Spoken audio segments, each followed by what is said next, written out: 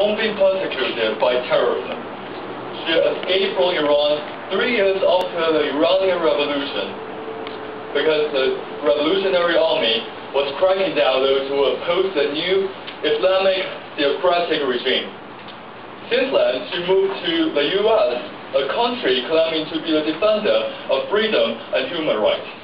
That's why she had never imagined that she would be attacked by 2 men in her salon in New York in 2007.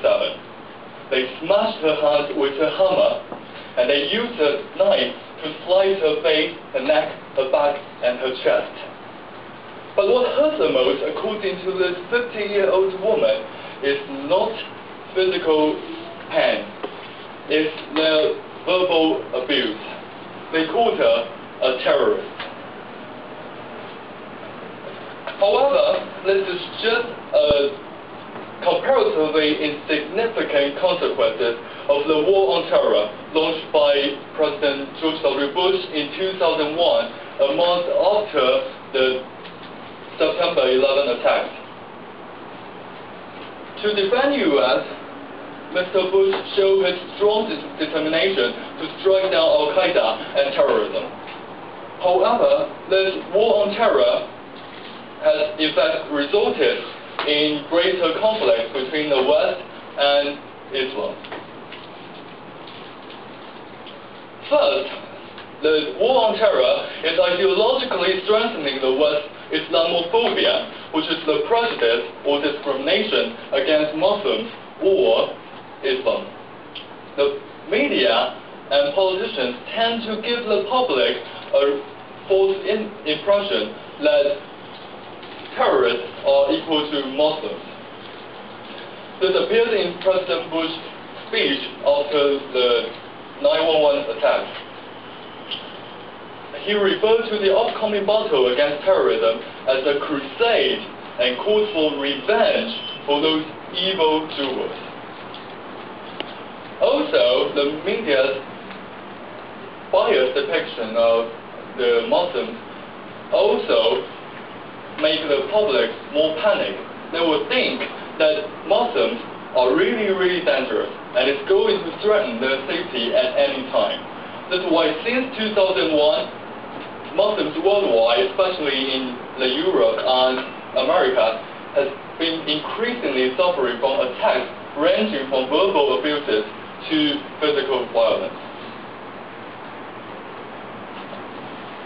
Second, this war on terror and the demonization of Muslims as devils are good excuses for China and Russia to ignore human rights and to wage wars. In the same way how the Bush administration equals terrorists to Muslims, they would say that separatists are terrorists. In this way, they can rationalize the heavy-handed military operations in independence-minded regions such as Xinjiang, Tibet, and Chechnya. In 2001, after Mr. Bush called for global assistance to fight down terrorism, former Russian President Vladimir Putin quickly grabbed the chance to rationalize Russia's war in Chechnya. He interpreted the Chechen War as a brave military action against Islamic extremists. Thus, Moscow can justify its bloody wars in Chechnya, no matter how brutally torturing, censoring, raping, and slaughtering innocent civilians, and to crack down Chechen separatists without mercy. China, on the other hand, accuses both the Xinjiang separatists and the Tibetan government in exile led by the Dalai Lama as terrorists. Just before the 2008 Beijing Olympics, they crashed a riot in Tibet. They killed more than 140 people. Thousands were also detained, and media freedom was restricted. Beijing can still remain that their bloody repression is because the Dalai Lama is planning terrorist actions in Tibet. The Muslims are put into a difficult situation. They're humiliated and prejudiced in the West because they are regarded as terrorists. They're suppressed in China and Russia, who can justify themselves by saying that they are helping the U.S. in its war against terrorism. This will lead to more Muslims regarded the West as their enemy and feel sympathetic for those Islamic extremists like Al-Qaeda.